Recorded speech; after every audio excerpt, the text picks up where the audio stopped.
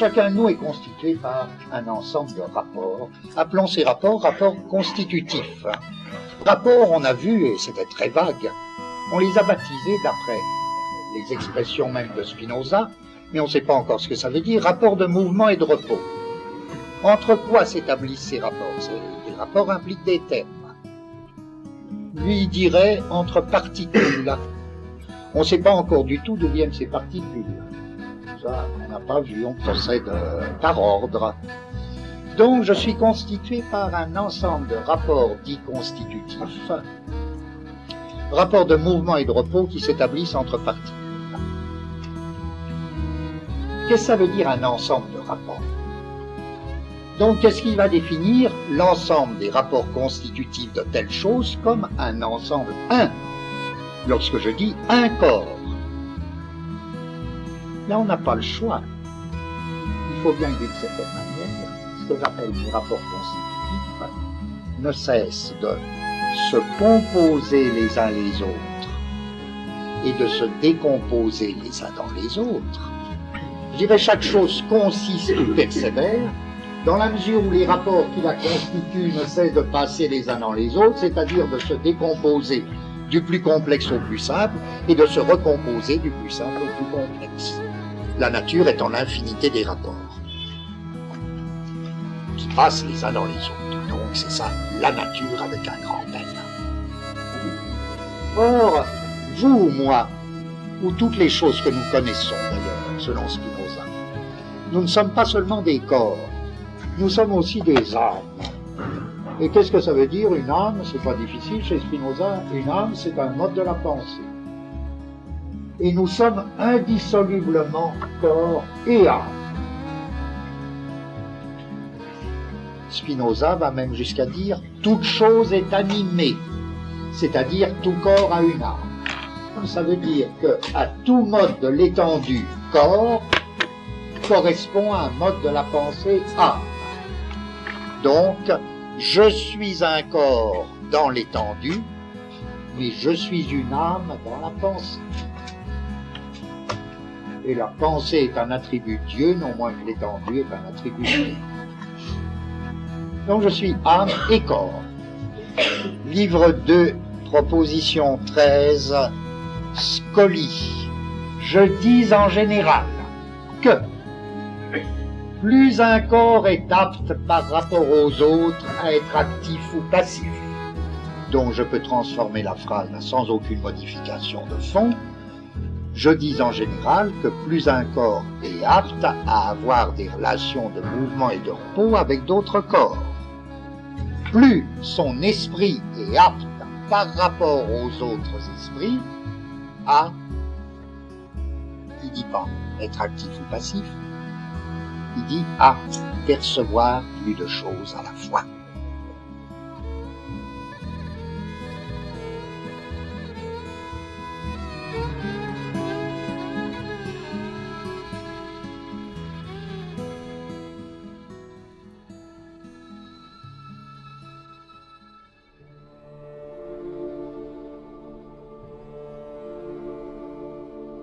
Les particules, si humbles qu'elles soient, particules d'oxygène, d'hydrogène, etc., c'est une pensée chimique très prodigieuse qui les apporte, c'est comme ça. Les particules, c'est des modes du corps, c'est des modes de l'étendue, d'accord. Les modes de la pensée, c'est des perceptions. Toute particule est animée, toute particule a une âme. Qu'est-ce que c'est que l'âme d'une particule? À tout corps, si simple qu'il soit, même la particule la plus élémentaire, vous ne pouvez pas la séparer d'un pouvoir de discernement qui constitue son âme. Les affinités chimiques sont sans doute le cas le plus simple du discernement moléculaire. Le mouvement et le repos moléculaire ne sont possibles dans l'étendue que dans la mesure où en même temps s'exerce un discernement de la pensée. Tout est animé, toute particule a une âme, c'est-à-dire toute particule discerne. En sens donc, je dirais, au mouvement-repos du côté du corps répond le discernement, et c'est le discernement qui constitue l'âme de la chose. Vous voyez, ça devient très simple de dire toute particule, si petite qu'elle soit une âme, ça veut dire uniquement Dans l'étendue, elle bouge, elle reçoit des mouvements et elle donne des mouvements, elle est en mouvement, et par là même dans la pensée, elle est en perception, elle est en état de discernement. En d'autres termes, elle est, comment on dirait, elle a des potentialités, elle a des affinités. Pouvoir de discernement qui va très loin, parce que tantôt il est chimique. Spinoza, il dirait, j'imagine comme ça, je dis, voilà, c'est ça qu'il appelle l'âme. Le pouvoir de discernement d'une particule, c'est l'âme, ou c'est l'esprit. Pas grave, on peut appeler ça autrement. On peut appeler ça information, par exemple. Pourquoi pas?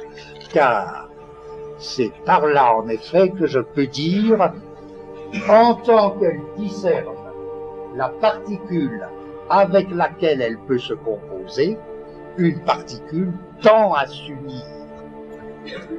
Voilà que je peux dire, les actions et réactions de corps sont inséparables du discernement des âmes. Discernement pour le bon ou pour le pire, pour le meilleur ou pour le pire. Pour le meilleur dans le cas des compositions de rapports, pour le pire dans le cas des destructions de rapports. Les particules se reconnaissent les unes les autres, c'est par là qu'elles sont animées, comme dit Spinoza. Les particules se reconnaissent les unes les autres à travers les rapports.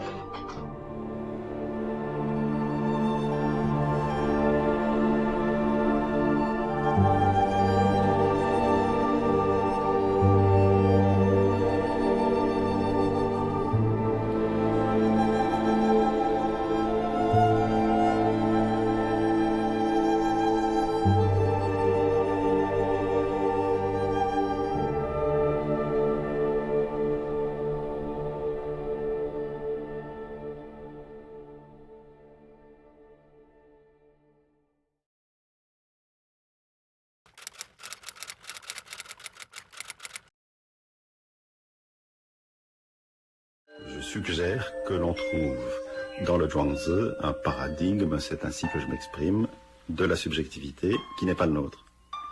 Et je le trouve philosophiquement intéressant. Et en quoi consiste-t-il? C'est de dire que le sujet n'est pas d'abord une conscience qui dirige notre existence. Et la subjectivité, c'est d'abord un va-et-vient. C'est un va-et-vient entre l'indistinction ou l'indistinct et puis le distinct. Alors je pense que c'est une très bonne description de ce qui se passe en réalité, parce que nous sommes tout le temps en train, tantôt d'avoir une conscience claire, orientée par une intention ou une volonté, et puis des moments au contraire où cela se dissout, où nous avons besoin de nous dissoudre et de laisser faire les choses en nous, d'une façon indistincte, c'est-à-dire d'une façon que nous ne contrôlons pas, d'une façon que nous n'essayons même pas de nous représenter. Par exemple, lorsque vous cherchez un mot, que faites-vous? Vous arrêtez un instant de vouloir et vous laissez faire, et puis le mot vient. Alors là déjà, vous avez cette circulation entre l'indistinct et le distinct. Et ce type de va-et-vient, pour Zhuangzi, il est au cœur de notre subjectivité, et ce qu'il faut, c'est laisser faire, ou savoir aussi changer de régime.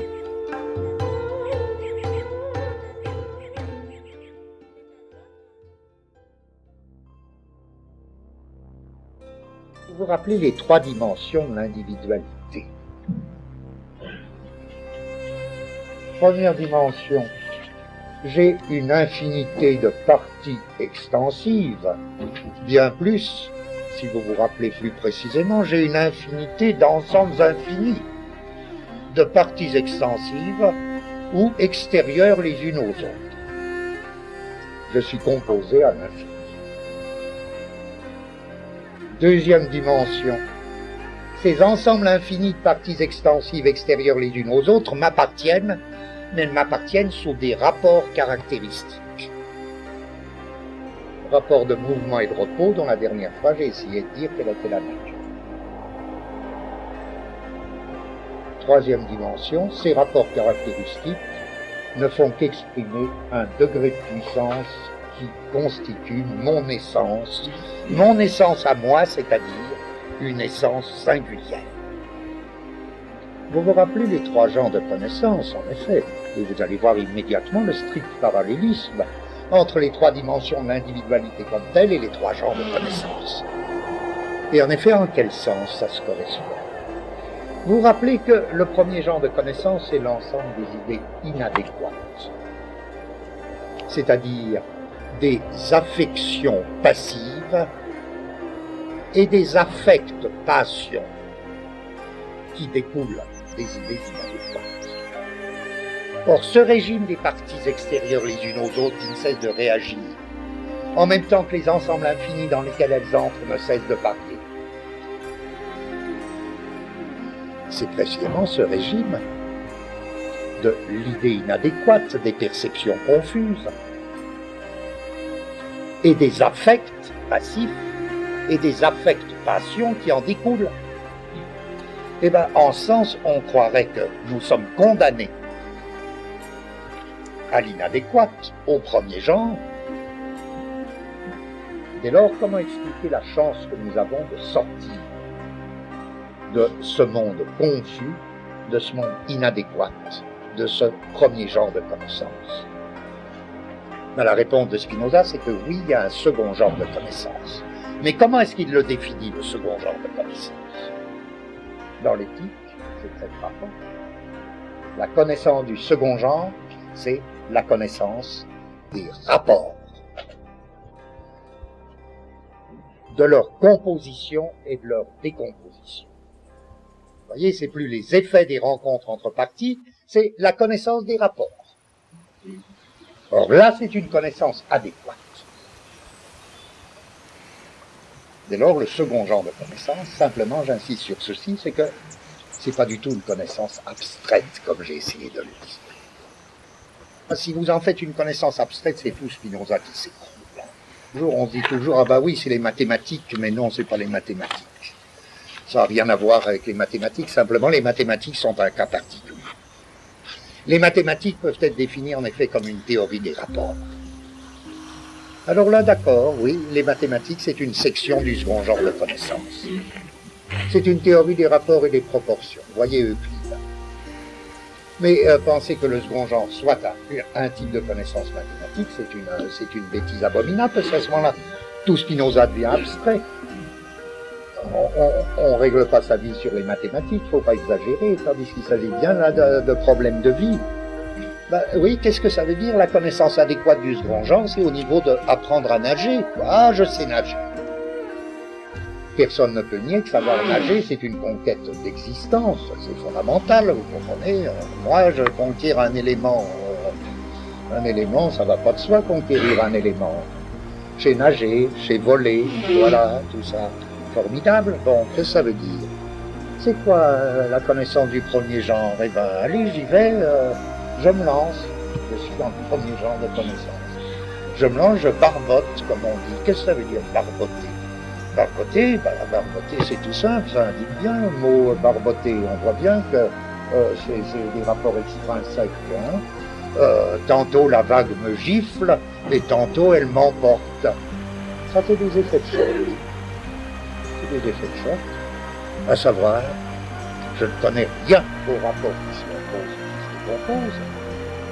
Je reçois les effets de parties extrinsèques. Je suis dans les affects passions.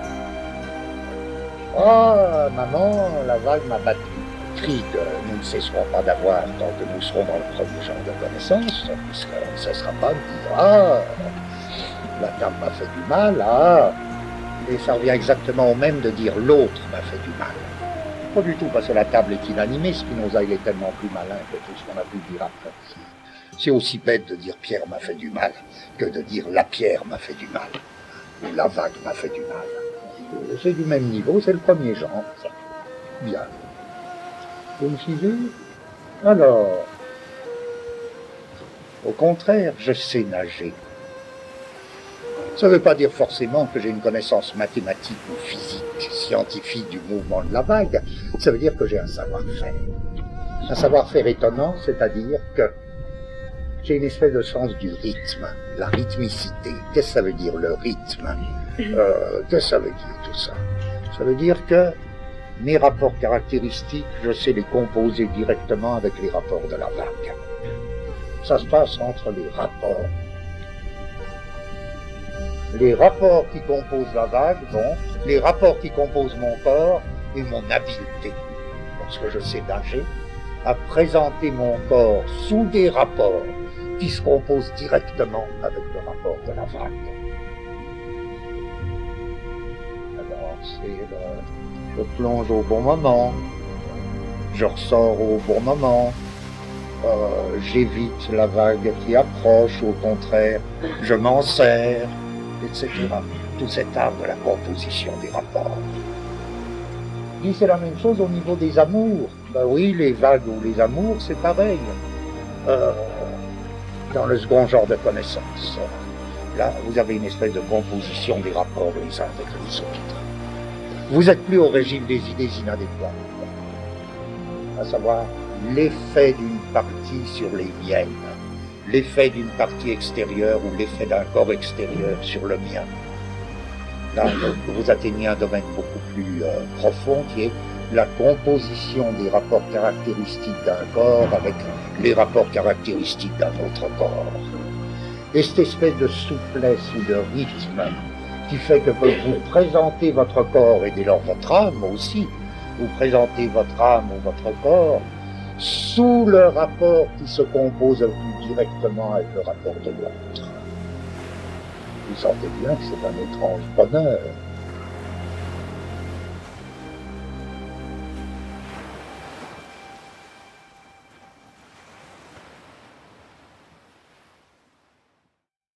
Le troisième genre de connaissance, ou la connaissance intuitive, c'est quoi? Ça dépasse les rapports et leur composition et leur décomposition. C'est la connaissance des essences. Ça va plus loin que les rapports, puisque ça atteint l'essence qui s'exprime dans les rapports, l'essence dont les rapports dépendent. En effet, si des rapports sont les miens, si des rapports me caractérisent, c'est parce qu'ils expriment mon essence. Et mon essence, c'est quoi? C'est un degré de puissance. Mais la connaissance du troisième genre, c'est la connaissance que ce degré de puissance prend de soi-même et prend des autres degrés de puissance. Cette fois-ci, c'est une connaissance des essences singulières. Donc, vous voyez bien qu'il y a une correspondance entre genre de connaissance et dimension de l'individualité, qui veut dire quoi finalement cette coïncidence? Ça veut dire que les genres de connaissances sont plus que des genres de connaissances, ce sont des modes d'existence, ce sont des manières de vie.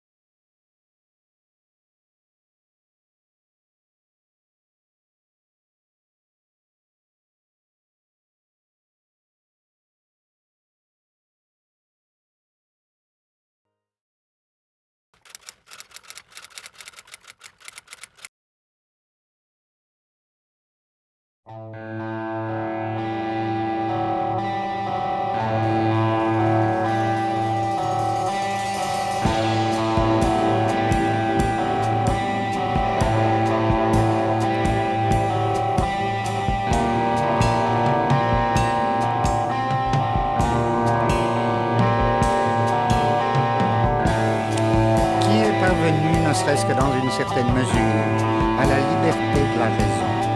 Ne peut rien se sentir d'autre sur terre que voyageur.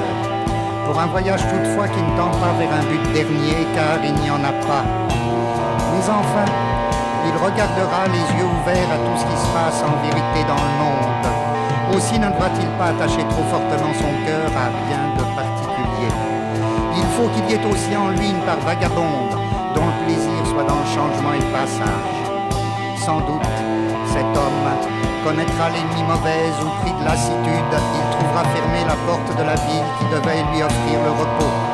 Peut-être qu'en outre, comme en Orient, le désert s'étendra jusqu'à cette porte, que les bêtes de proie y feront entendre leur hurlement tantôt lointain, tantôt rapproché, qu'un vent violent se lèvera, que des brigands lui déroberont ses bêtes de somme. Alors, sans doute, la nuit terrifiante sera pour lui un autre désert tombant sur le désert, et il se sentira le cœur las de tous les voyages.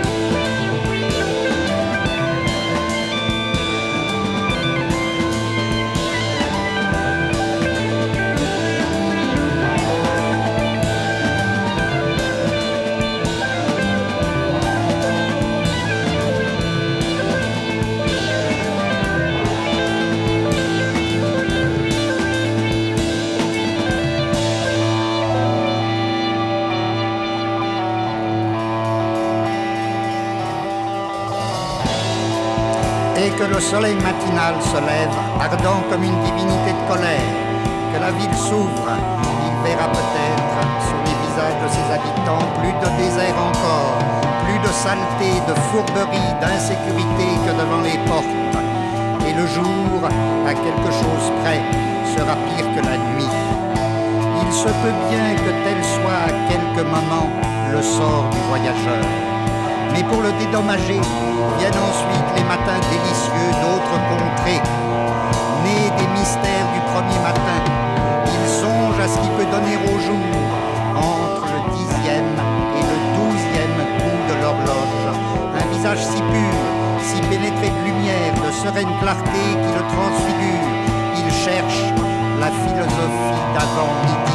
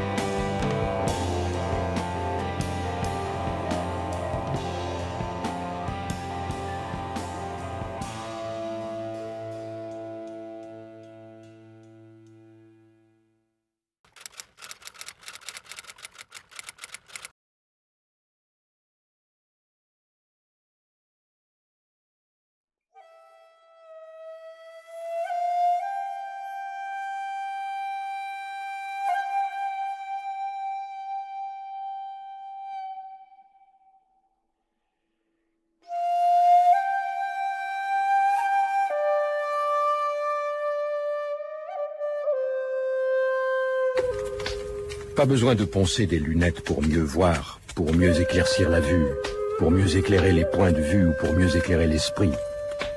Pas d'idées, ni d'images, ni de perception éclaircissante, ni de vision éclairante. Pas de vision ni de visible, mais de l'invisible. L'invisible n'est ni dedans, ni dehors, ni l'au-delà, ni l'en deçà, mais dans les pas. Pas de vue, pas de vie, pas de son, pas de geste. Sun Gi Kim, nuage paresseux.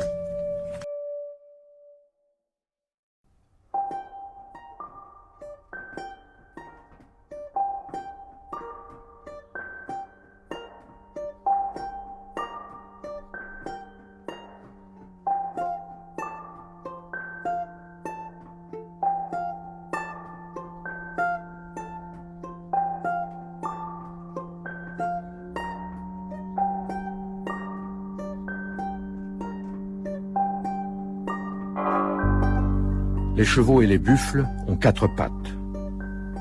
Voilà ce que j'appelle le ciel. Mettre un licou au cheval, percer le museau du buffle, voilà ce que j'appelle l'humain. C'est pour cela que je dis, poursuit le Seigneur de la mer du Nord, veille à ce que l'humain ne détruise pas le céleste en toi. Veille à ce que l'intentionnel ne détruise pas le nécessaire.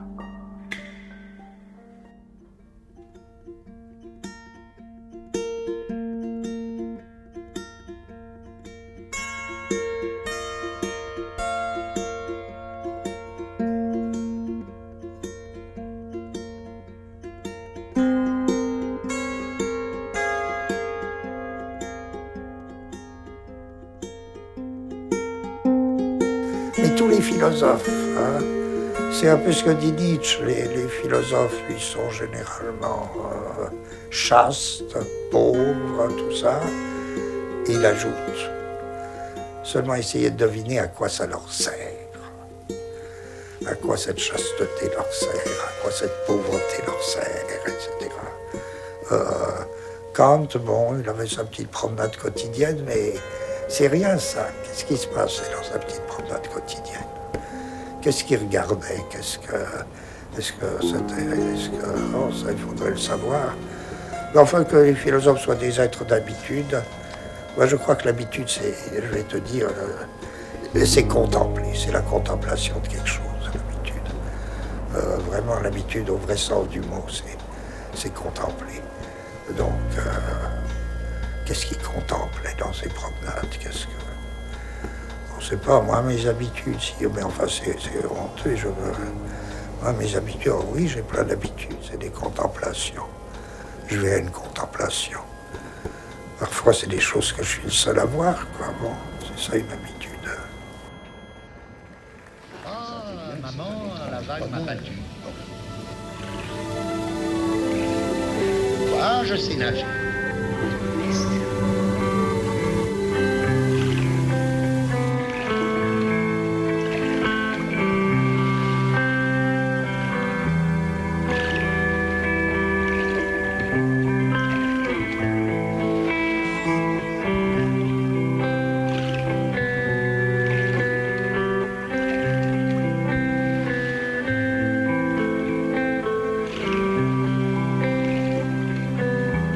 Je me lance.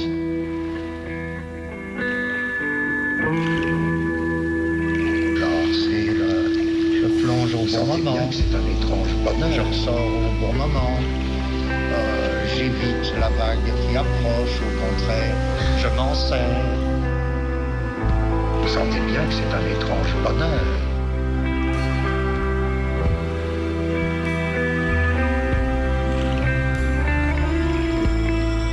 Je barbote, comme on dit. Qu'est-ce que ça veut dire, barboter?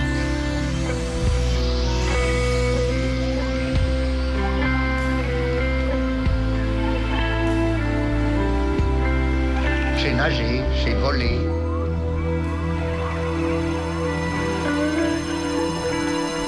Vous sentez bien que c'est un étrange bonheur.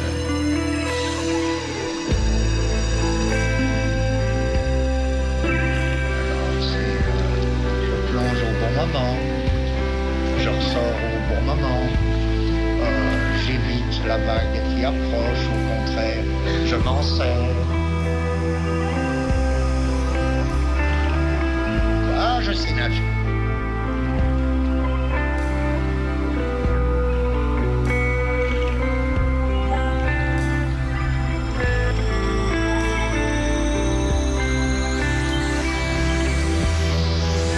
Vous sentez bien que c'est un étrange bonheur.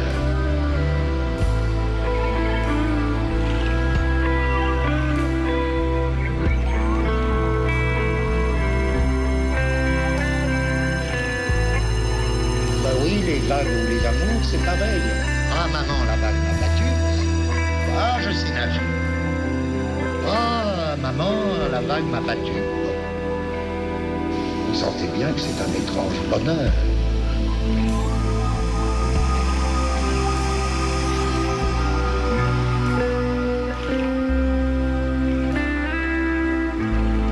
Ça, c'est des effets de choc. Les amours, c'est pareil.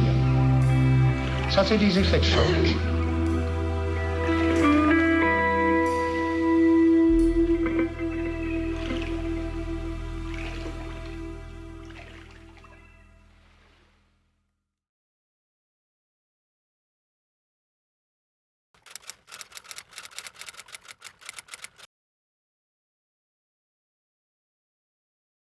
La joie, c'est tout ce qui consiste à remplir une puissance.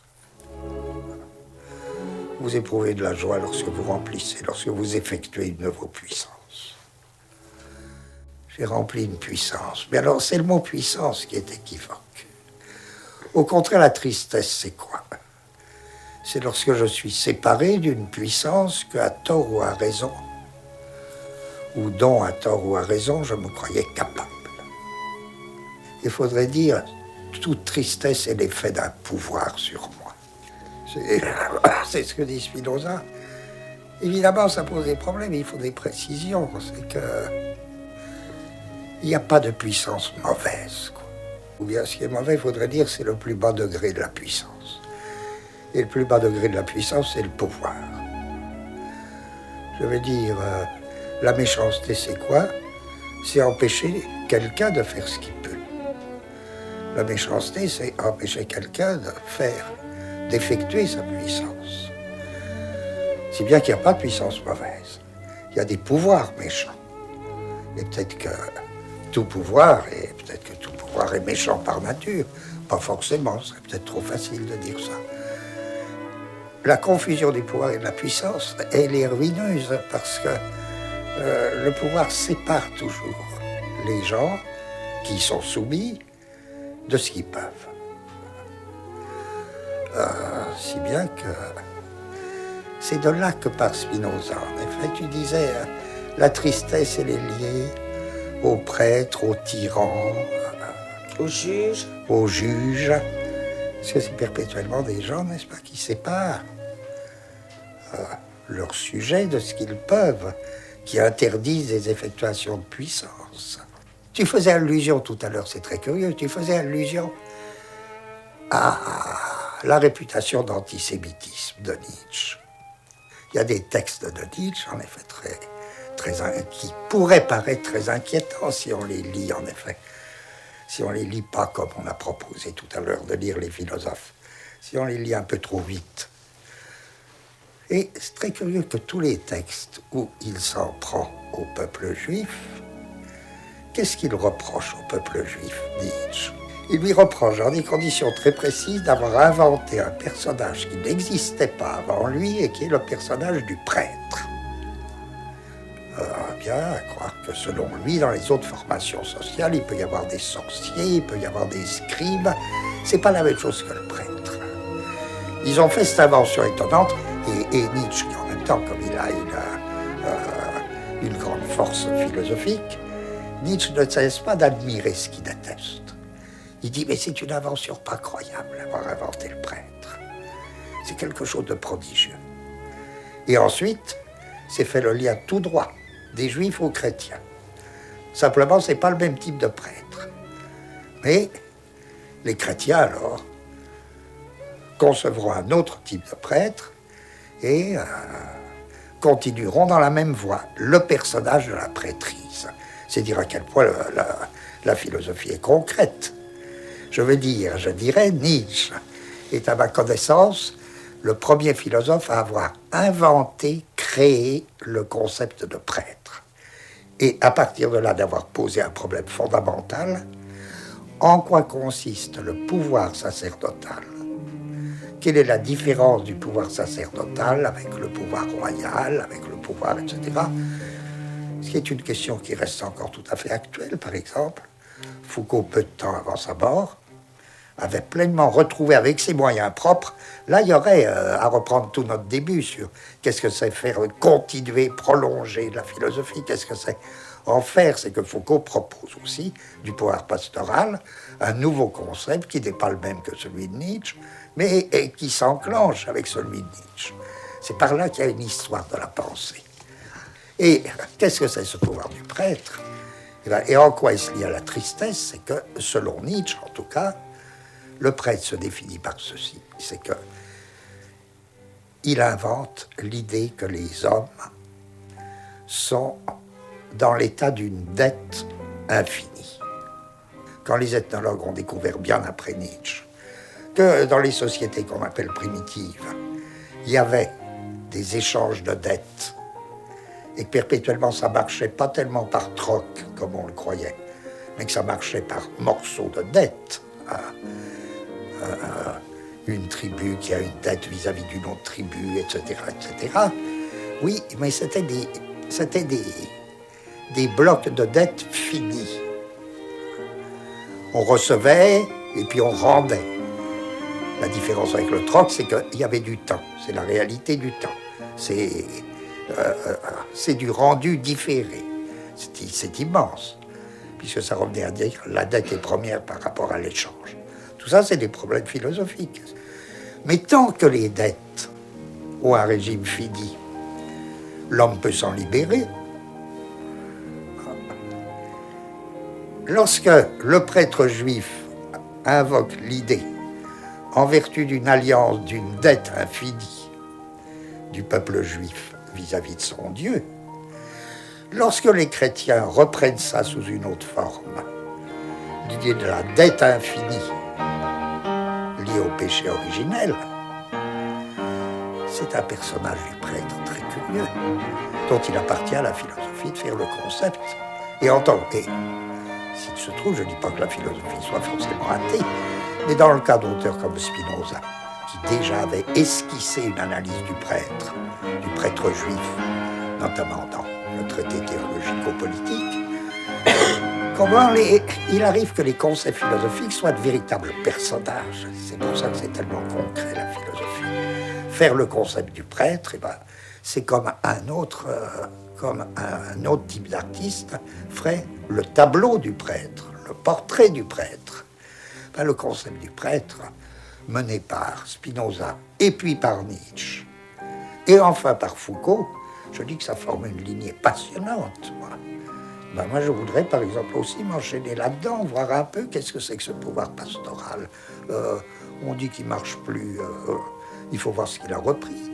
Pour ça que je disais, en effet, la psychanalyse, c'est un nouvel avatar du pouvoir pastoral. Or, en quoi il se définit ? C'est pas la même chose que les tyrans, les prêtres, faut pas tout confondre.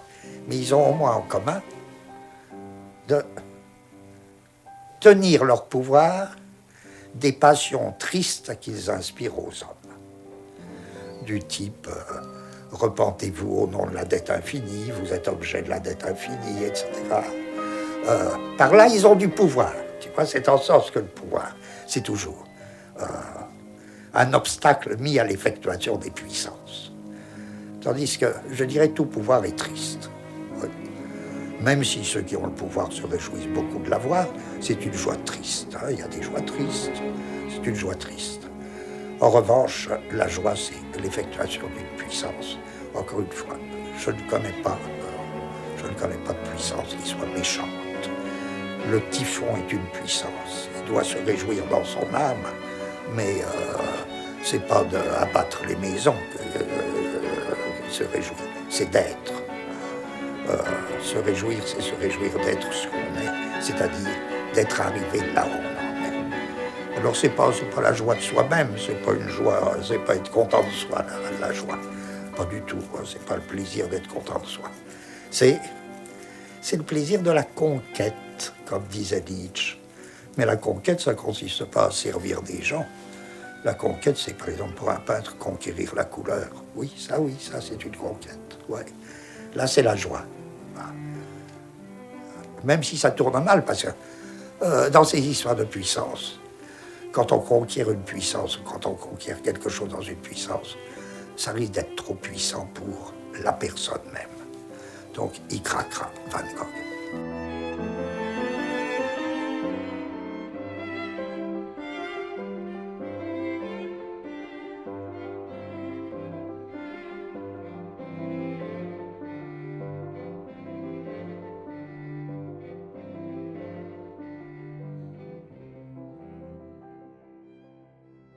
La grande plainte.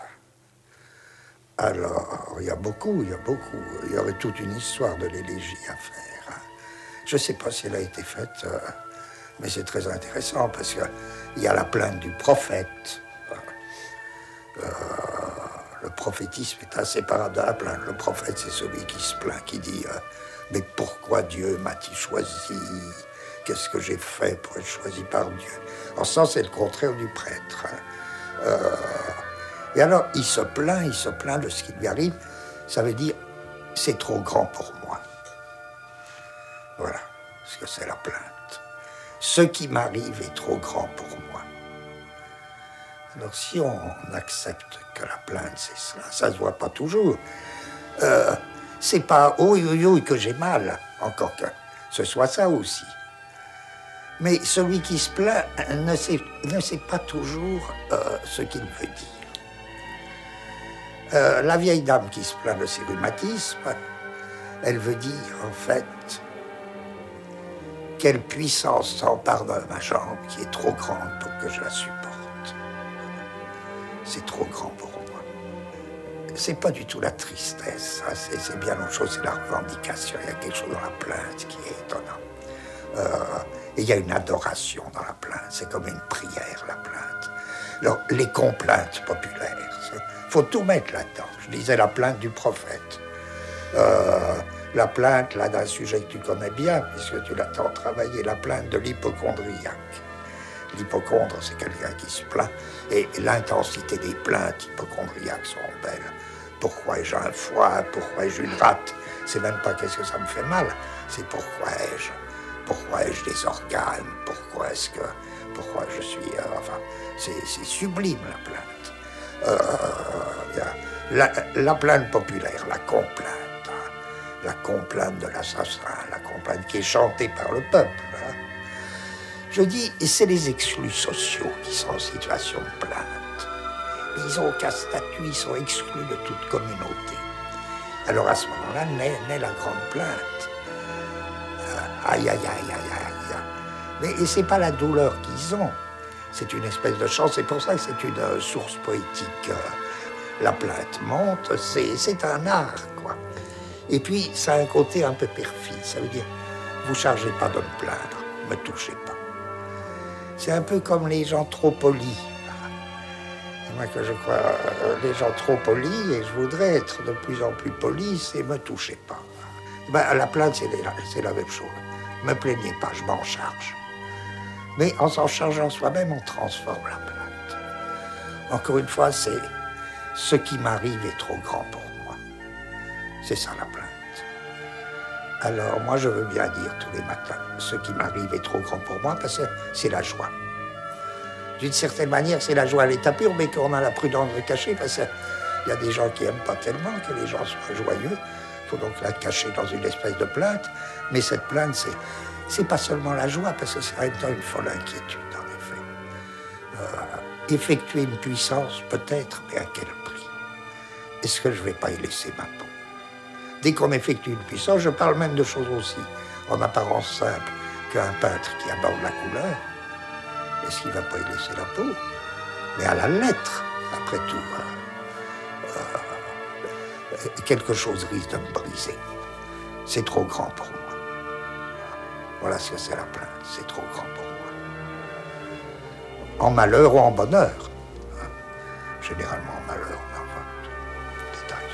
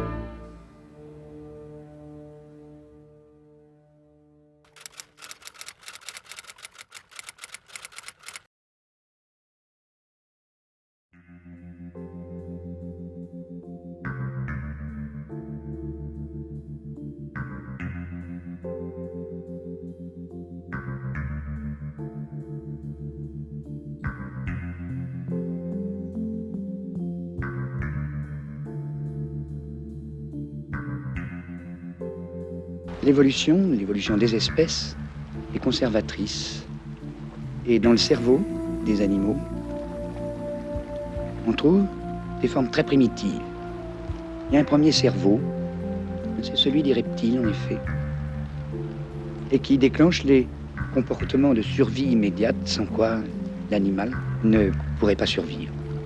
Et puis, dès qu'on arrive aux mammifères, un second cerveau s'ajoute au premier, c'est le cerveau de l'affectivité.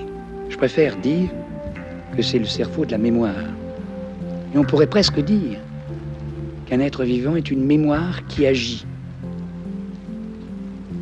Et puis, un troisième cerveau s'ajoute aux deux premiers, qu'on appelle le cortex cérébral. Chez l'homme, il a pris un développement considérable. On l'appelle un cortex associatif. Ce que ça veut dire qu'il associe. Il associe les voies nerveuses sous-jacentes et qui ont gardé la trace des expériences passées, il les associe d'une façon différente de celle où elles ont été impressionnées par l'environnement au moment même de l'expérience. C'est-à-dire que il va pouvoir créer, réaliser un processus imaginaire.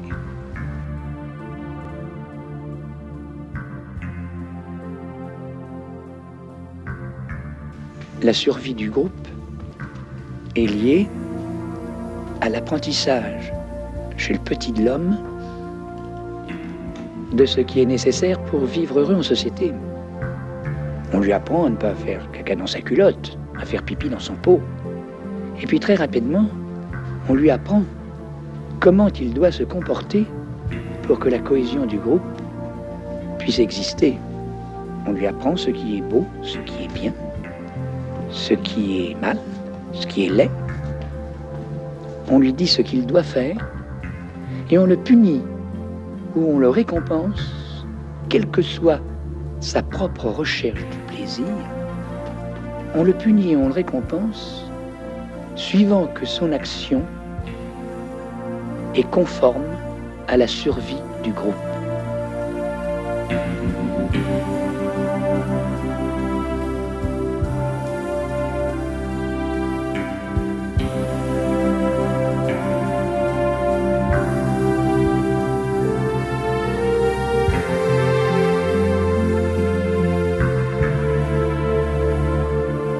Ces trois étages du cerveau devront fonctionner ensemble et pour ce faire, ils vont être reliés par des faisceaux. L'un, on peut l'appeler le faisceau de la récompense. L'autre, on peut l'appeler celui de la punition. C'est lui qui va déboucher sur la fuite et la lutte. Un autre encore est celui qui va aboutir à l'inhibition de l'action.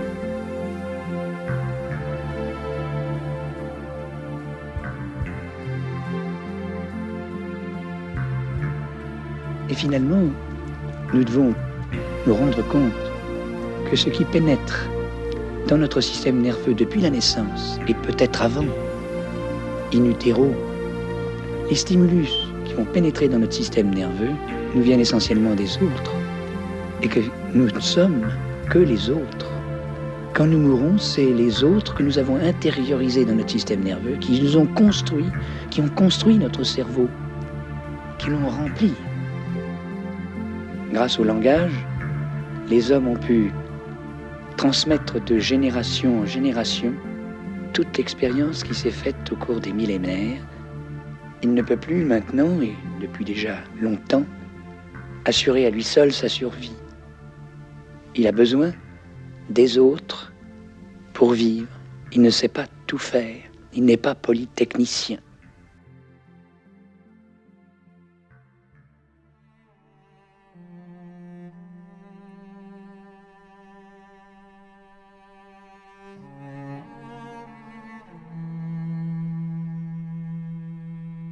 Le fonctionnement de notre système nerveux commence à peine à être compris.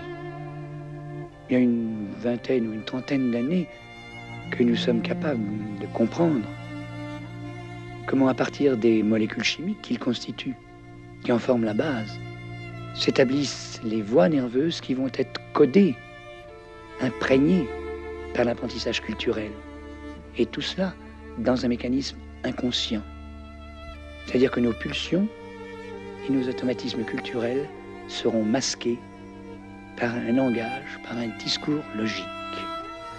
Le langage ne contribue ainsi qu'à cacher la cause des dominances, les mécanismes d'établissement de ces dominances, et à faire croire à l'individu qu'en œuvrant pour l'ensemble social, il réalise son propre plaisir, alors qu'il ne fait, en général, que maintenir des situations hiérarchiques qui se cachent sous des alibis langagiers, des alibis fournis par le langage, qui lui servent en quelque sorte d'excuse.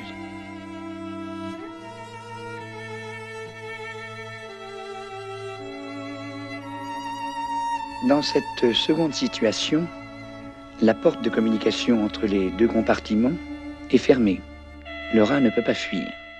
Il va donc être soumis à la punition à laquelle il ne peut pas échapper. Cette punition va provoquer chez lui un comportement d'inhibition. Il apprend que toute action est inefficace, qu'il ne peut ni fuir ni lutter. Il s'inhibe. Et cette inhibition, qui s'accompagne d'ailleurs chez l'homme de ce qu'on appelle l'angoisse, s'accompagne aussi dans son organisme de perturbations biologiques extrêmement profondes. Si bien que si un microbe passe dans les environs, s'il en porte même sur lui-même, alors que normalement, il aurait pu les faire disparaître, là, ne le pouvant pas, il fera une infection. S'il a une cellule cancéreuse qu'il aurait détruite, il va faire une évolution cancéreuse. Et puis ces troubles biologiques aboutissent à tout ce qu'on appelle les maladies de civilisation ou psychosomatiques, les ulcères de l'estomac, les hypertensions artérielles. Ils aboutissent à l'insomnie, à la fatigue, au mal-être.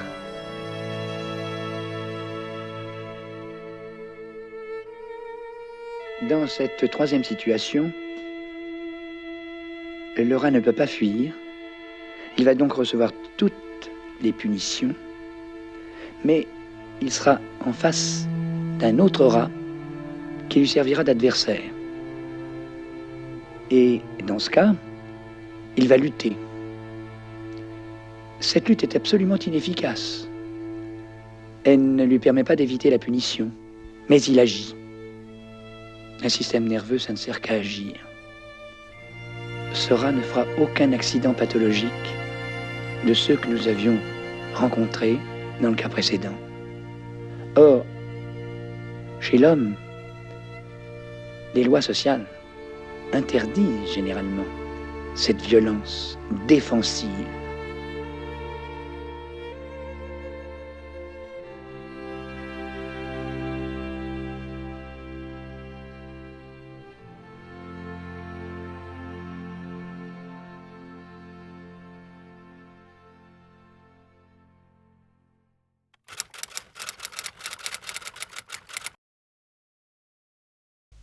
La seule raison d'être d'un être, c'est d'être. C'est-à-dire de maintenir sa structure. C'est de se maintenir en vie. Sans ça, il n'y aurait pas d'être.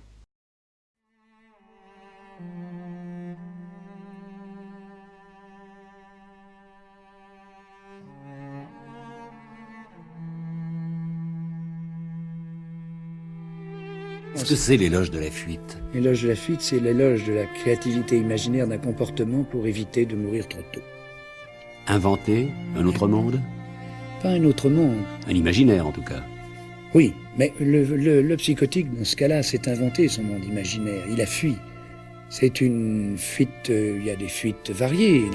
Les drogues psychotogènes, ce qu'on appelle les drogues en général, sont un moyen de fuite. Ils s'appellent d'ailleurs partir en voyage, le trip. Donc c'est une fuite aussi. Et l'agressivité, c'est une fuite, c'est le moyen d'agir. Même si c'est inefficace, même si c'est pas rentable, c'est un moyen d'agir. Et la majorité des grands créateurs sont à la limite de la psychose. Je ne pourrais quand même pas vous rappeler Van Gogh, Schumann, Cantor et la théorie des ensembles, etc. Mais vous ne pensez pas, professeur Laborie, que tout homme, toute femme est obligé d'entrer dans l'imaginaire pour s'en sortir? Quoi qu'il arrive.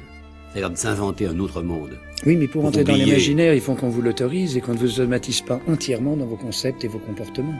Or, c'est pas intéressant, un monsieur qui fait fonctionner son imaginaire, ne serait-ce que sur le plan de son comportement social. Parce qu'il dérange, il trouble. Ah, c'est un fou. C'est un fou. C'est un monsieur qui n'est pas conforme. Autrefois, on disait c'est un poète. Mais le poète fait fonctionner son imaginaire et agit. Parce qu'il écrit sa poésie. Et alors donc c'est au moins un moyen de traiter sa névrose finalement. Et de nous dire qu'il a une belle... C'est un névrotique le poète. Ou quand il n'est pas psychotique, c'est un névrotique au moins, c'est-à-dire qu'il a un langage du cœur, c'est-à-dire qu'il essaie de nous dire, voilà, je suis malheureux, je suis pas bien dans ma peau, je sais pas pourquoi, parce que dans son inconscient que ça se passe. Alors il essaie de nous attendrir par l'intermédiaire d'une production artistique. Il a un don de création. Mais tous, nous avons des dons de création. Tous. Mais tout le monde. Tout le monde a un cerveau orbitofrontal, ou alors c'est pas un homme, c'est un chimpanzé, encore un chimpanzé, a lui aussi un cerveau orbitofrontal. Seulement, on l'occulte, on le stérilise.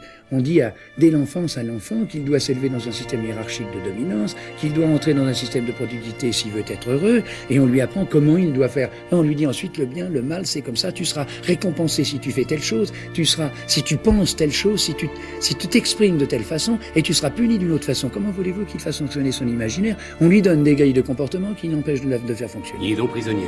Entièrement prisonnier. Et d'ailleurs, le bonheur, c'est pas ce qu'il faut chercher. Le bonheur ne s'atteint jamais et l'homme a la possibilité d'imaginer, c'est-à-dire de désirer quelque chose. La majorité de nos contemporains ne désirent rien, ils ont envie de quelque chose. On ne désire pas une résidence secondaire. On a envie parce qu'on voit que l'autre se fait plaisir avec. Alors on veut avoir aussi le même plaisir que l'autre. On ne désire pas une femme. C'est du mimétisme alors. Et oui, non, c'est l'apprentissage de ce qui peut faire plaisir et des moyens qu'il faut avoir pour se faire plaisir. Alors, désirer, c'est inventer, mais dès que vous avez imaginé une solution, d'abord c'est pas toujours possible parce que les autres sont pas d'accord, et que votre projet se heurte au projet de l'autre, c'est-à-dire votre déterminisme se heurte au déterminisme de l'autre, et c'est le plus fort qui gagne, ou celui qui, dans la structure sociale, est le plus conforme à cette structure, qui est une structure hiérarchique de dominance, toujours, dont il devrait effectivement pouvoir se passer.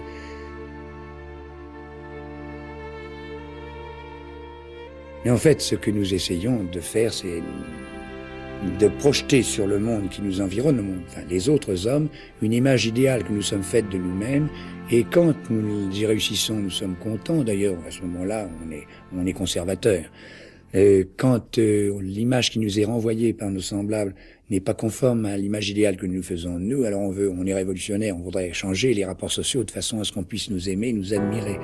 C'est pour ça que je suis révolutionnaire, si vous voulez. Plutôt révolutionnaire, c'est-à-dire tout casser pour faire autre chose? Comment? Tout casser pour faire autre chose? Non, chose? pas tout casser, mais essayer de transformer ces rapports sociaux. Ces rapports sociaux, on ne peut les transformer que si chaque individu sait comment il fonctionne, s'il est conscient de tous les mécanismes qui aboutissent à son comportement journalier de chaque seconde.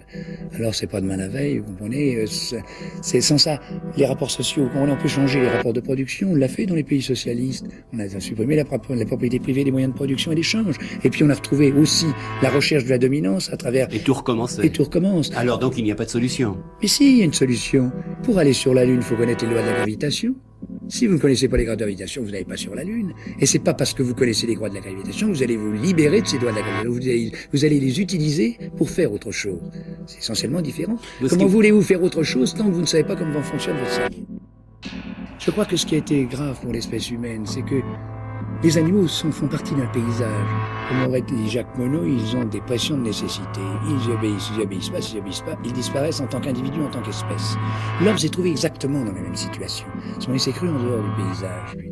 Et alors il était très embêté parce qu'il était angoissé, il était inhibé dans son action.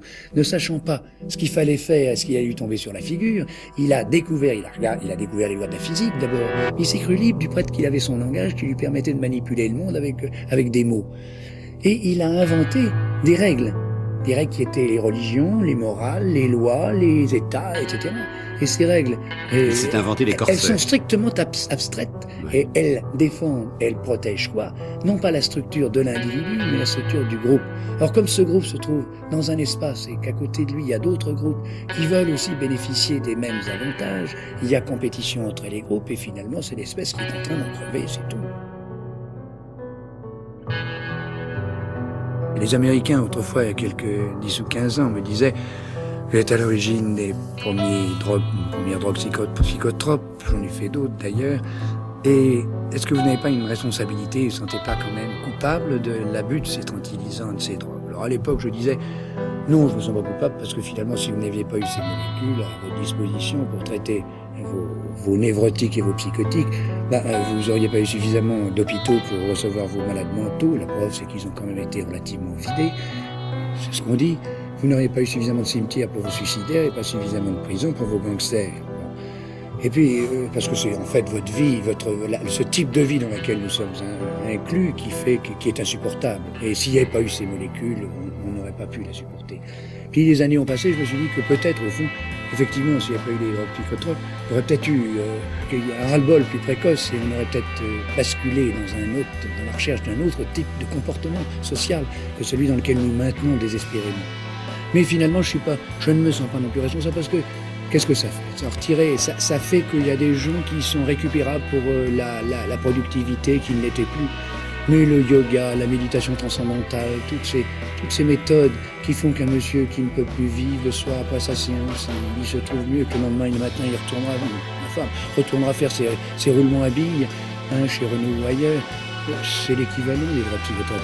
Et en plus, ne croyez-vous pas que ce que nous sommes en train de faire est un moyen psychotropique aussi puissant que toutes les drogues psychotropes, les masses médias, qui disent comment on doit être heureux, qui conditionnent le contemporain à se comporter d'une certaine façon dans le milieu où il se trouve, ça vaut largement toutes les drogues psychotropes.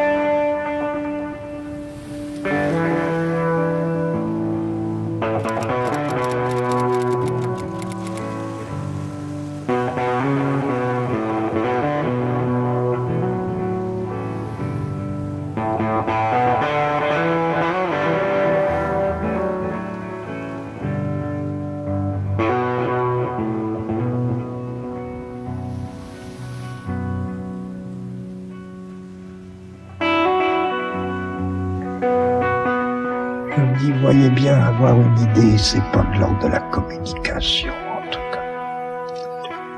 Je veux dire à quel point tout ce dont on parle est irréductible à toute communication. C'est pas grave, ça veut dire quoi? Ça veut dire, il me semble que, en un premier sens, on pourrait dire que la communication, c'est la transmission et la propagation d'une information. Or, une information, c'est quoi? C'est pas très compliqué, tout le monde le sait. Une information, c'est un ensemble de mots d'ordre. Quand on vous informe, on vous dit ce que vous êtes censé devoir croire. L'autre terme, informer, c'est faire circuler un mot d'ordre. On nous communique de l'information, c'est-à-dire on nous dit ce que nous sommes censés être en état ou nous devoir croire. Ou même pas de croire, mais de faire comme si l'on croyait. Puisqu'on ne nous demande pas de croire, on nous demande de nous comporter comme si nous le croyions. C'est ça l'information, la communication, et indépendamment de ces mots d'ordre et de la transmission de ces mots d'ordre, il n'y a pas de communication, il n'y a pas d'information. Ce qui revient à dire que l'information, c'est exactement le système du contrôle. C'est évident, sauf que ça nous concerne particulièrement aujourd'hui. Ça nous concerne aujourd'hui parce que c'est vrai que nous entrons dans une société qu'on peut appeler une société de contrôle. Nous entrons dans des sociétés de contrôle qui se définissent très différemment des disciplines. Nous n'avons plus besoin, ou plutôt, ceux qui veillent à notre bien n'ont plus besoin ou n'auront plus besoin de milieux d'enfermement. Je dirais par exemple d'un autoroute, que là vous enfermez pas les gens, mais en faisant des autoroutes, vous multipliez des moyens de contrôle. Je ne dis pas que ce soit ça le but unique de l'autoroute, mais des gens peuvent tourner à l'infini et sans être du tout enfermés, tout en étant parfaitement contrôlés. C'est ça notre avis. Société de contrôle et comme des sociétés de discipline.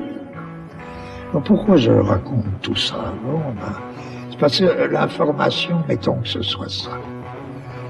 L'information, bon, c'est le système contrôlé des mots d'ordre. Des mots d'ordre qui ont cours dans une société donnée. Qu'est-ce que l'art peut avoir à faire avec ça? Qu'est-ce que l'œuvre d'art? Vous me direz, allez, tout ça, ça ne veut rien dire. Alors parlons pas d'œuvre d'art. Parlons, disons au moins qu'il y a de la contre-information. La contre-information ne devient effectivement efficace que quand elle est. Et elle l'est par nature, donc c'est pas grave. Que quand elle est ou devient acte de résistance. Et l'acte de résistance, lui, n'est ni information, ni contre-information. Quel est le rapport de l'œuvre d'art avec la communication? Aucun. Aucun. En revanche, il y a une affinité fondamentale entre l'œuvre d'art et l'acte de résistance. Alors là, oui, il y a quelque chose à faire avec l'information et la communication, oui, à titre d'acte de résistance. Quel est ce rapport mystérieux entre une œuvre d'art et un acte de résistance? Ben oui, l'art, c'est ce qui résiste. Et c'est peut-être, non pas la seule chose qui résiste, mais c'est ce qui résiste. D'où le rapport si étroit entre l'acte de résistance et l'art, et l'œuvre d'art. Tout acte de résistance n'est pas une œuvre d'art, bien que d'une certaine manière elle en soit. Toute œuvre d'art n'est pas un acte de résistance, et pourtant d'une certaine manière, elle l'est. Rappelez-vous, l'acte de parole de Bach, c'est quoi? C'est sa musique. C'est sa musique qui est acte de résistance. Acte de résistance contre quoi? C'est pas acte de résistance abstrait. C'est acte de résistance contre et de lutte active contre la répartition du profane et du sacré. Et cet acte de résistance dans la musique culmine dans un cri. Il y a un cri de Bach. Dehors. Allez-vous-en, je ne veux pas vous voir. L'acte de résistance, il me semble, a deux faces. Il est humain et c'est aussi l'acte de l'art. Seul l'acte de résistance résiste à la mort, soit sous la forme d'une œuvre d'art, soit sous la forme d'une lutte des hommes.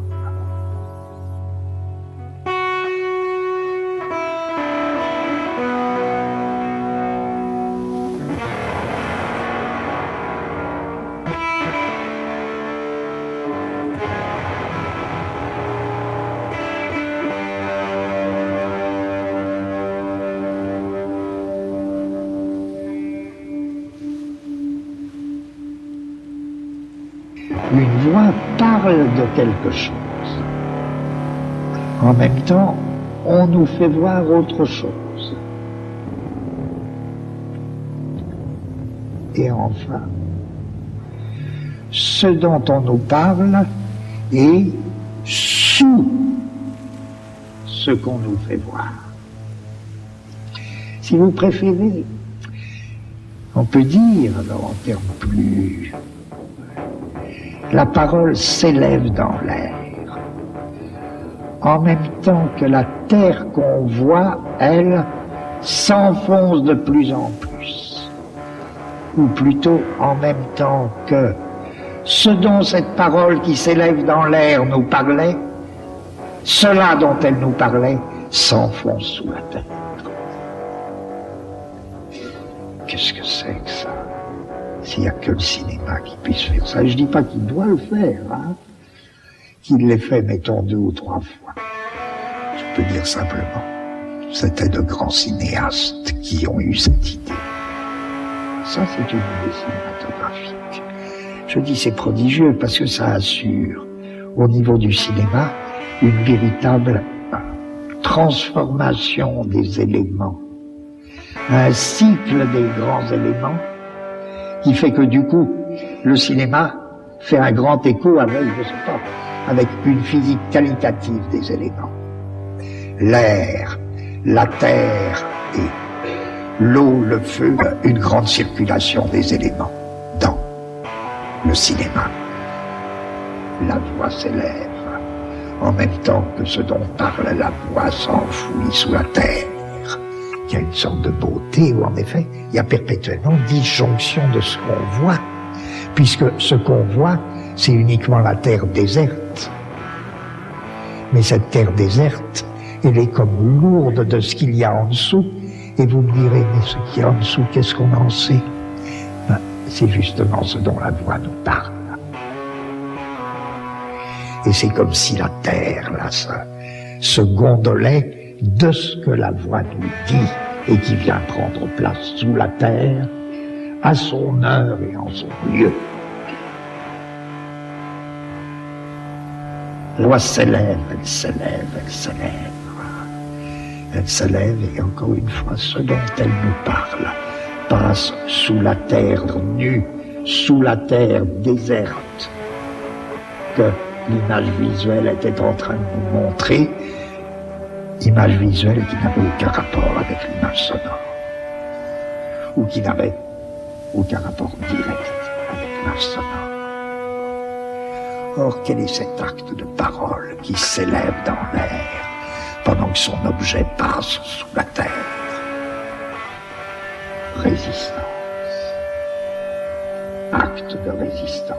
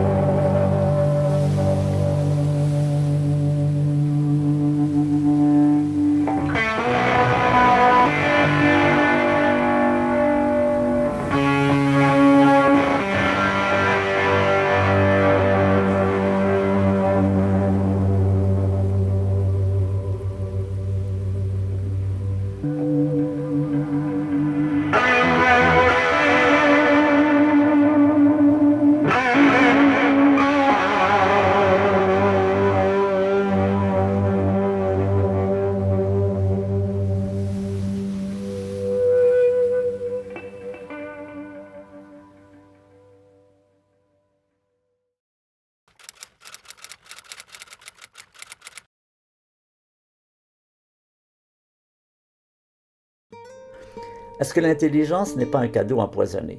Est-ce que quand on donne l'intelligence à un être et qu'on s'aperçoit qu'il est incapable de s'empêcher de se détruire, est-ce que ce n'était pas une mauvaise idée? Mais la réponse, on ne le sait pas. On n'est pas autodétruit, nous savons encore des possibilités, nous pouvons encore nous en sortir, ça va être très difficile, mais la question se pose, et c'est nous, c'est les êtres humains, qui vont prouver, ou pas prouver, personne n'en sait rien, si la complexité est viable. c'est un univers qui se lance dans cette expérience de la complexité, n'est pas condamné finalement à jouer comme Sisyphe au rocher, c'est-à-dire à monter sa pierre et la laisser redescendre continuellement. Voilà la grande question qui se pose. Et ce n'est pas une question simplement à l'échelle de la Terre, parce qu'on peut dire, après tout, une guerre nucléaire sur la Terre, vous en faites beaucoup d'histoires, mais ce ne serait même pas visible de la première étoile. C'est vrai. Mais ce qu'on peut penser, ce qui n'est pas certain, mais ce qui est plausible, c'est que des aventures comme l'aventure de la Terre ont été vécues ou seront vécues sur d'autres planètes. Il y a de bonnes raisons de penser, sans avoir la moindre certitude, que la vie s'est développée dans beaucoup de planètes semblables à la Terre, mais avec 100 milliards de galaxies qui contiennent chacune 100 milliards d'étoiles. Il y a de la place pour mettre du monde, il y a de la place pour mettre des étoiles et des planètes dans des régions habitables. Et si la vie s'est développée, ce qui est aussi vraisemblable, la vie a vraisemblablement suivi des cours assez semblables. Pourquoi? Parce que la vie doit répondre à une certaine logistique. La vie, d'abord, c'est manger et ne pas être mangé, c'est d'avoir des enfants pour se survivre, c'est d'avoir des avantages adaptatifs, c'est d'avoir des yeux, tout ce qui vous permet de survivre. Probablement que cette logistique qu'on découvre ici, tous les animaux ont des yeux, c'est pas pour rien, c'est parce que des yeux c'est bien pour essayer de se protéger et pour manger. Les êtres humains ont une intelligence qui est finalement une faculté adaptative extraordinaire. C'est mieux d'être intelligent quand on veut se protéger que de ne pas l'être. C'est ça qui nous donne à penser qu'il y a eu une évolution semblable.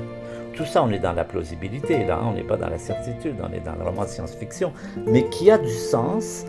Et vraisemblablement, la science, la technologie, l'énergie nucléaire, le pétrole, tout ça a été découvert sur d'autres planètes. Et vraisemblablement, les civilisations extraterrestres, un jour ou l'autre, que ce soit dans le passé, il y en a peut-être qui vivent depuis beaucoup plus longtemps que nous, ont atteint un moment où leur planète a été pleine, c'est ce qui nous arrive, où il y a eu des problèmes d'épuisement des ressources naturelles, des problèmes de pollution, d'empoisonnement, de forêts à brûler. Et on peut penser que ce drame qui se joue aujourd'hui sur la Terre est un drame très commun dans l'univers. Et que si on faisait un grand voyage dans l'univers, on rencontrerait deux cas de figure. Un cas de figure, c'est les civilisations qui n'ont pas passé leur examen, parce que c'est vraiment un examen de passage. Êtes-vous capable de coexister avec votre puissance?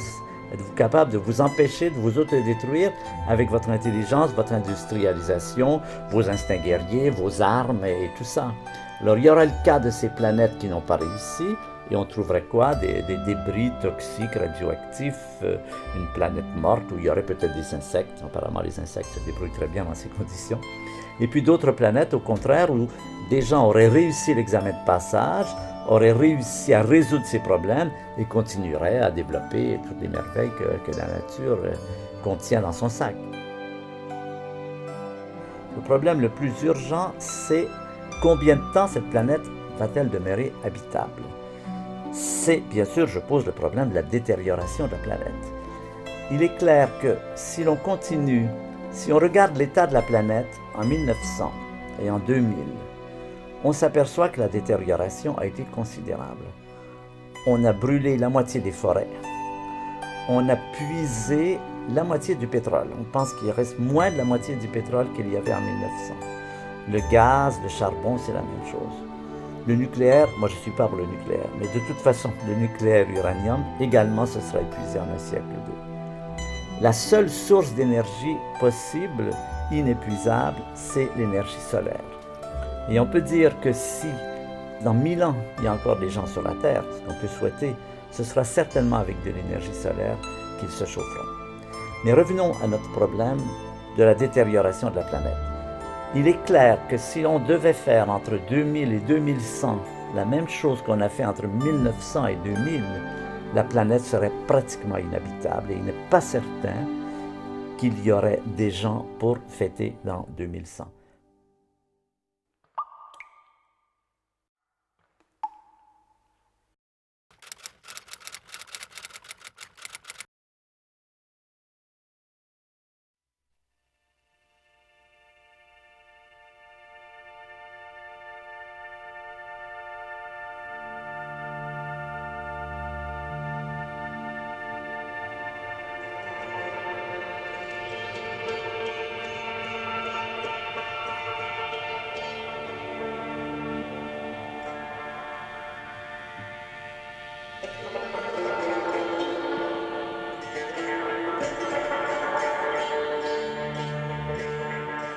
quel a été au fond votre itinéraire? Qu'est-ce qui a été le fil conducteur de votre réflexion? S'il est possible de répondre à une telle question. Oui, c'est une question difficile que vous me posez. Bon, parce que le fil conducteur, on ne peut guère le dégager qu'une fois qu'on a été conduit au terme dernier, c'est-à-dire au moment où on va cesser d'écrire. Et puis, vous savez, je ne me considère absolument pas ni comme un écrivain, ni comme un prophète. Je travaille, c'est vrai, en grande partie, souvent, au gré de circonstances, de sollicitations extérieures, de conjonctures diverses. Et je n'ai pas du tout l'intention de faire la loi. Et il me semble que s'il y a dans ce que je fais une certaine cohérence, elle est peut-être plus liée à une situation qui nous appartient à tous les uns et aux autres, dans laquelle nous sommes tous pris, plus qu'à une, si vous voulez, une intuition fondamentale ou à une pensée systématique.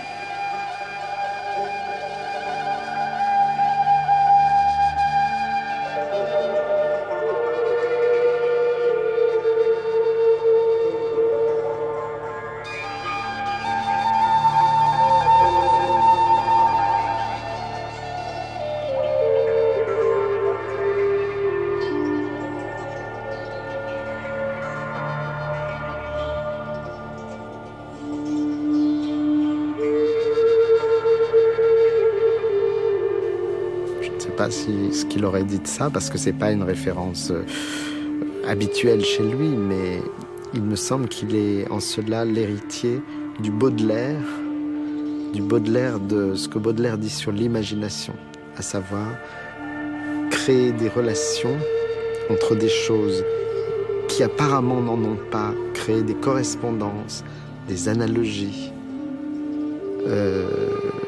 et de cette façon, l'imagination crée un savoir des choses inaperçues.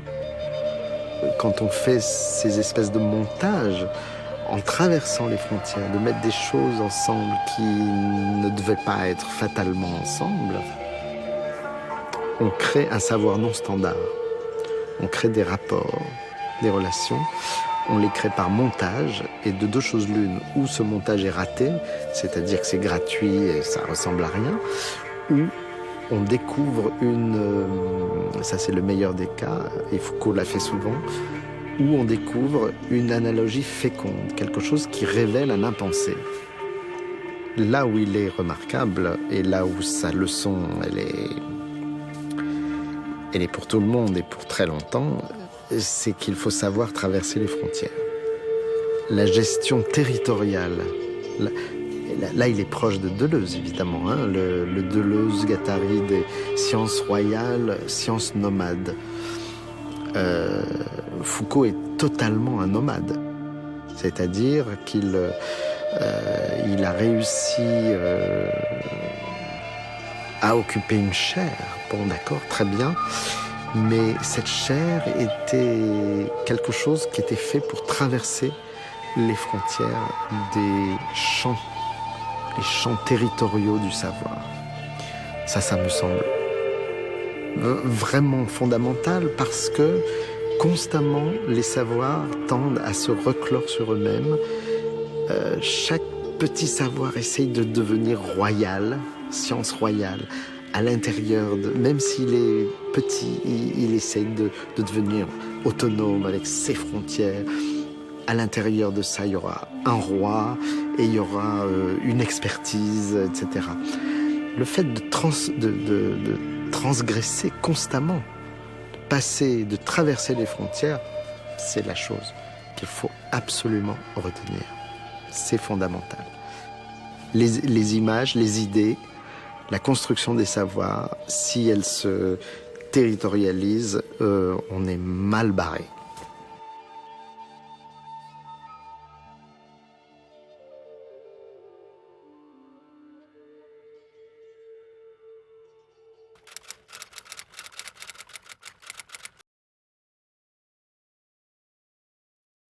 Il y a beaucoup d'expressions de propagande qui sont des mauvais noms. Et quand il y a un mauvais nom, c'est facile à corriger, on choisit un autre nom.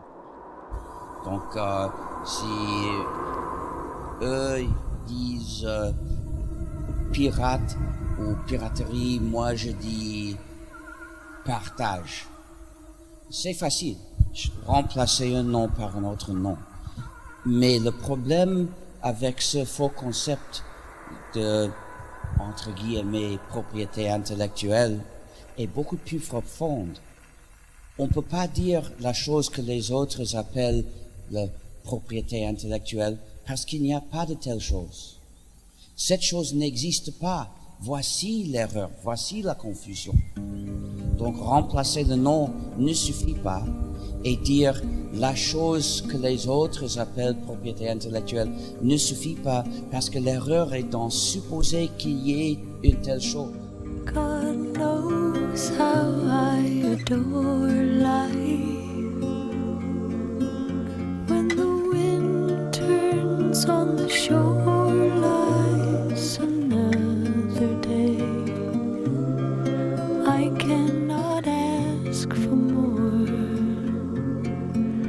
When the time bell blows my heart and I have scored a better day.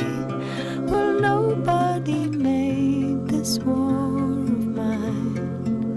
And the moments that I enjoy, a place of love and mystery, I'll be there anytime. J'avais une image qui s'imposait à moi, c'est celle de l'arc-en-ciel. Quand on parle de l'arc-en-ciel, de quoi parle-t-on? Et on peut se disputer pour savoir où commence cet arc-en-ciel, où il va, etc. Toutes questions qui sont absurdes, puisqu'on parle d'un arc-en-ciel comme s'il existait. Or, on sait maintenant, bien sûr, qu'il n'existe pas. Mais le simple fait de parler d'un arc-en-ciel est en train de nous propulser dans une direction qui va nous faire dire des sottises. Et on posera la question, mais où commence-t-il, où s'arrête-t-il, quel est le nombre des couleurs, etc. Et on dira n'importe quoi. Autrement dit, chaque fois que je parle d'arc-en-ciel, je parle d'un objet dont je peux dire que je l'ai perçu, mais dont je sais pertinemment qu'il n'existe pas. Par conséquent, je ne vais pas élaborer toute une législation à propos des arcs-en-ciel. À qui appartient-il cet arc-en-ciel que vous voyez, que moi je vois? Je l'ai vu avant vous, vous l'avez vu après moi, c'est moi qui suis le premier. C'est de l'absurdité. Autrement dit, derrière le mot propriété intellectuelle se camoufle au fond le désir de tromper. Parler de propriété intellectuelle, c'est parler, de propriété, d'idées, d'intelligence. Et à chaque fois, on ne sait plus de quoi on parle. Mais on peut imaginer que c'est la propriété, c'est le droit de possession qui va être exclusif sur un certain nombre de raisonnements. C'est ça que j'appellerais la propriété intellectuelle, c'est le fait que pour utiliser les résultats de telle ou telle activité de l'intelligence, je dois payer ou pas, ne pas payer. Au fond, propriété signifie mise à l'intérieur du système économique. Autrement dit, donner du sens à la valeur d'une idée, ce qui est une idée assez pittoresque, complètement absurde. Quelle est la valeur de la poussée d'Archimède? C'est une idée extraordinaire qu'a eu Archimède. J'imagine Archimède s'apercevant de ce qu'il a découvert, ayant suivi des cours d'économie, disant « Mon idée, voilà ce qu'elle vaut ». Évidemment, c'est absurde. Eh bien, pour moi, propriété intellectuelle, c'est complètement à côté de toute réalité. D'autre part, l'activité intellectuelle, comment est-ce qu'elle se déroule? Comment est-ce qu'elle peut déboucher sur le monde de l'appropriation? Ça me semble invraisemblable, étant donné que quand l'un d'entre nous a une idée, elle lui vient à l'esprit, comment peut-il dire que c'est lui qui l'a trouvée ou pour un autre? Tous ceux qui écoutent leur propre activité intellectuelle, se rendre compte que ce qu'il y a de plus riche dedans, c'est ce qui vient de l'extérieur. Chaque fois que j'ai une idée, cette idée, elle s'est forgée en moi, bien sûr, mais cette idée, elle a été provoquée, très certainement, par le contact avec un autre, qui disait peut-être le contraire, qui disait la même chose, mais en tout cas, ce qui me rend intelligent, c'est ma capacité à rencontrer l'autre, et non pas ma capacité à imaginer tout seul comme un grand des idées nouvelles. Une idée ne peut pas appartenir à quelqu'un, sinon on débouche sur l'impossibilité, par exemple, d'être poète. Lorsque Rimbaud dit « je est un autre », c'est une idée astucieuse, mais est-ce que c'est une idée de Rimbaud tout seul, ou est-ce que c'est un jeu qu'il a créé dans cette discussion avec d'autres? Personne ne le sait, lui-même ne le sait pas, par conséquent ça ne peut pas être approprié. Finalement, il ne reste rien du mot propriété intellectuelle. Il y a des appropriations monstrueuses, comme l'appropriation de la possibilité de guérir quelqu'un avec un nouveau médicament. L'idée que ce soit soumis à un droit d'entrée, car c'est ça l'objectif de la propriété intellectuelle. Cette idée-là me semble au minimum barbare et au pire monstrueuse.